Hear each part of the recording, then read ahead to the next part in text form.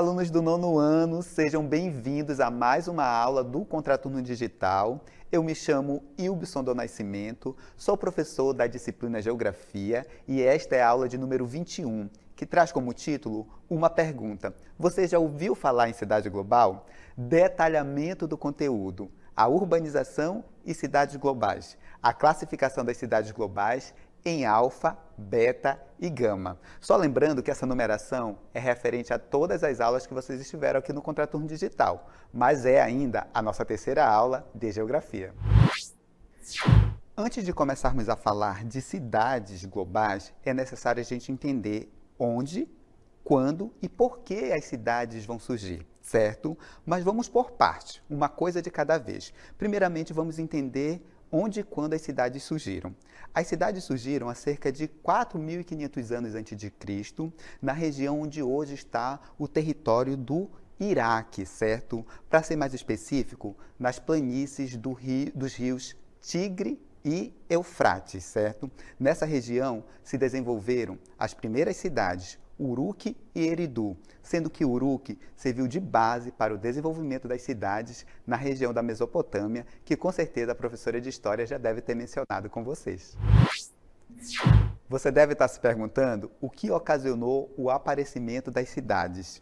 Olha só, o aparecimento das cidades e, consequentemente, a formação do espaço urbano está associado ao desenvolvimento de duas atividades que foram essenciais para o desenvolvimento da humanidade, que foram as atividades de agricultura e atividade de pecuária, certo? E a comercialização dos excedentes produzidos nessas duas atividades é que deu origem às primeiras cidades que nós temos relatos, tá certo? E essa comercialização dos produtos se davam em entrepostos que nós chamamos de entrepostos comerciais. São esses lugares que vão dar origem às cidades. E nesse momento eu trago uma curiosidade para vocês. Vocês sabiam que a atividade de agricultura e a atividade de pecuária, elas surgiram com mulheres e crianças que passavam mais tempo em determinado local e eles conseguiram observar a dinâmica da natureza e assim realizar e assim colocar em prática essas duas atividades que foram essenciais para a sedentarização do homem e desenvolvimento da nossa sociedade. Que bacana, né?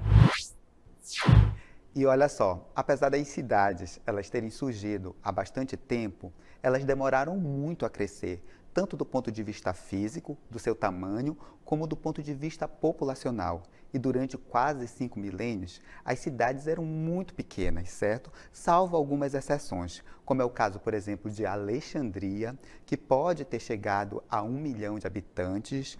Outro exemplo que eu posso citar de cidade na antiguidade é Bagdá, que pode ter sido a primeira cidade a chegar a 1 milhão de habitantes. E temos também Roma, que pode ter chegado a 1,5 milhão de habitantes. Agora entendam, essas cidades com quantitativo populacional maior, elas não eram regras, elas não eram a realidade, elas eram a exceção, certo?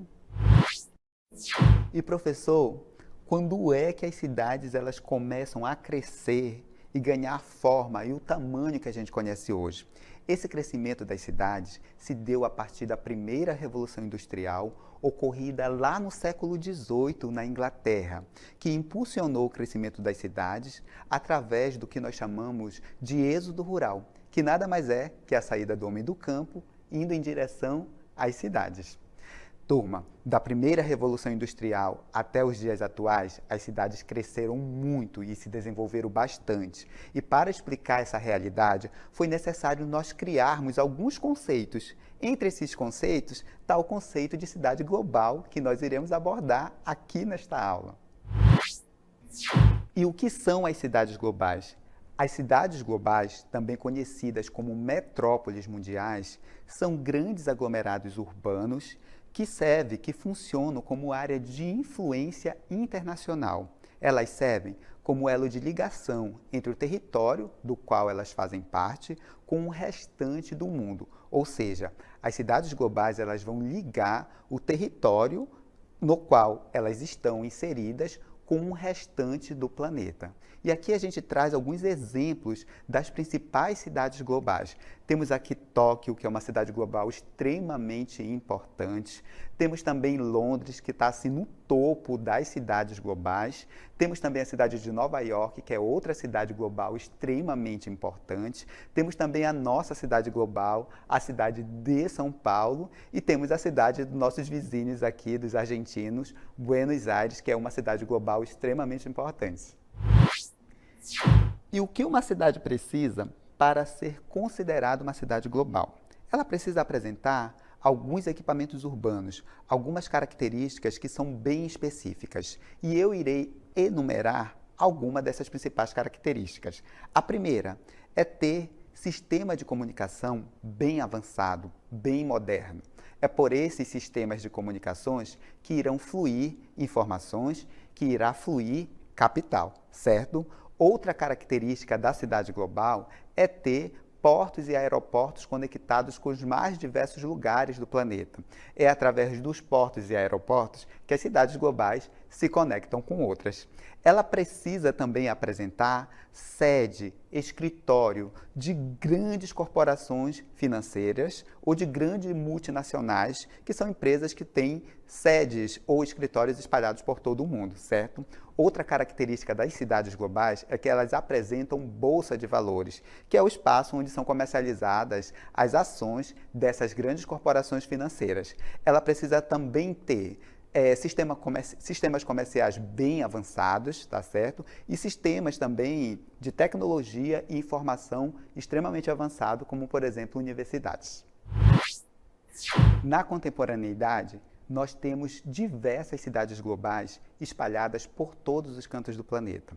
E o continente europeu é o que mais apresenta cidades globais, certo? Olha só, é importante a gente destacar que, apesar de muitas cidades receberem um título de cidades globais, elas não são igualmente importantes. Existe uma hierarquização que leva em consideração a influência dessas cidades globais na dimensão econômica, política e cultural em escala mundial. Então, nós vamos ter cidades globais que são mais importantes do que outras. Um exemplo que eu trago para vocês é a cidade de Nova York, certo? Que é uma cidade global influente e ela é mais importante do que a cidade global aqui no Brasil, São Paulo, certo? Então, a gente observa que existe uma diferença entre as cidades globais.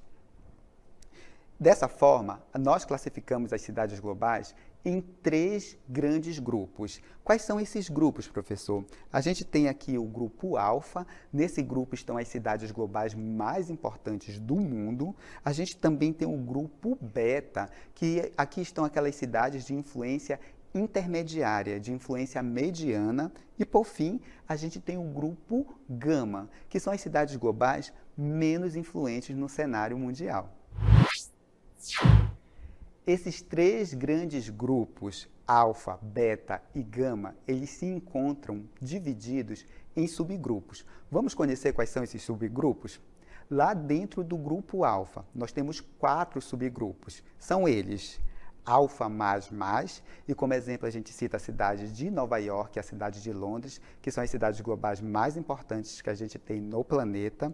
Nós temos o subgrupo alfa mais, e aí como exemplo a gente cita a cidade de Dubai, Paris e Tóquio. Nós temos o subgrupo alfa, e como exemplo a gente cita a cidade de São Paulo e a cidade do México. E por fim, a gente tem o subgrupo alfa menos, e como exemplo a gente vai citar a cidade de Buenos Aires e Santiago no Chile, certo? O grupo beta está dividido em 3 subgrupos, certo? Quais são esses subgrupos, professor? Beta mais, como exemplo a gente tem a cidade de Berlim e a cidade de Roma. A gente tem beta, e como exemplo a gente pode citar Oslo e Abu Dhabi, e temos também o subgrupo beta menos. Como exemplo a gente cita Osaka e Detroit. Chegamos ao grupo gama, que também está subdividido em 3 subgrupos, certo? E a gente tem o subgrupo gama mais, e aí a gente cita Orlando e Adelaide como exemplos de cidades desse subgrupo. A gente tem o subgrupo gama, como exemplo a gente cita La Paz e Wellington, e temos também o grupo gama menos, e a gente cita Luanda e Málaga, certo?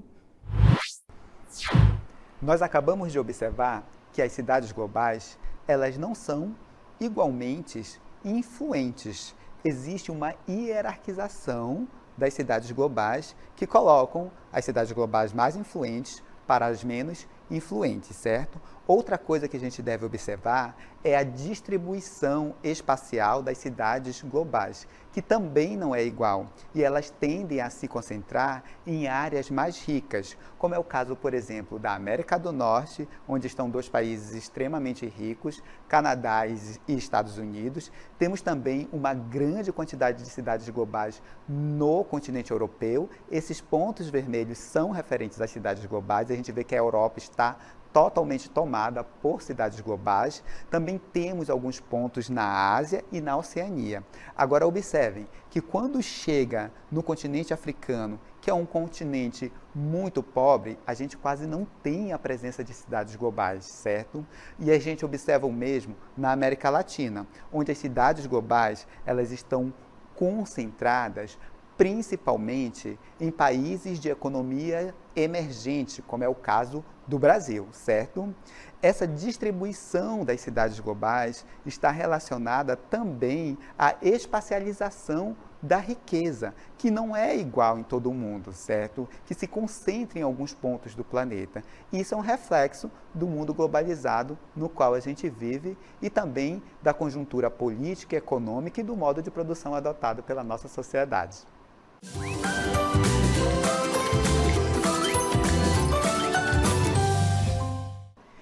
E chegou o momento do nosso aplicando. Este momento, a gente tem a possibilidade de colocar em prática tudo aquilo que nós aprendemos na aula de hoje, certo? Temos aqui uma questão. Vamos à questão? Olha só. A questão diz o seguinte: na estruturação dos espaços mundiais, a internacionalização da economia vem consolidando, nas últimas décadas, as chamadas cidades globais, os vetores mais importantes do processo de globalização. E aí nós temos o direcionamento da questão. Com base no texto acima, a gente pode afirmar: primeiro ponto, as cidades globais são aquelas que concentram conhecimentos em serviços ligados à globalização, como escritórios das principais empresas mundiais, bolsa de valores, bancos, dentre outros. De fato, a gente viu que essa é uma das características das cidades globais. Vamos lá para a segunda assertiva. As cidades globais formam uma rede de cidades por onde transitam a maior parte dos fluxos de capital que alimentam os mercados financeiros internacionais. Certíssimo, tá, turma? Vão guardando, primeira e segunda questão, elas estão certas. E a gente tem uma terceira afirmativa. Entre as cidades globais, destacam-se Nova York, Tóquio, Londres, localizadas em países desenvolvidos, além de outras cidades globais, como, por exemplo, São Paulo e a Cidade do México, localizada em países subdesenvolvidos. Assertiva, correta também. Vamos ver o que pede a questão? Olha só. De acordo com o exposto, assinale a opção correta. Nós vimos que as três afirmações, elas estão corretas, certo? Então, obviamente não pode ser a letra A, porque diz que apenas a 1 e a 2 estão corretas. Também não pode ser a letra B, que diz que apenas a 2 e a 3 estão corretas. Não pode ser a letra D, que diz que apenas a 1 está correta. Então, só sobra para a gente a letra C. Assertiva, afirmativas 1, 2 e 3 estão corretas. Vamos aos destaques da aula de hoje.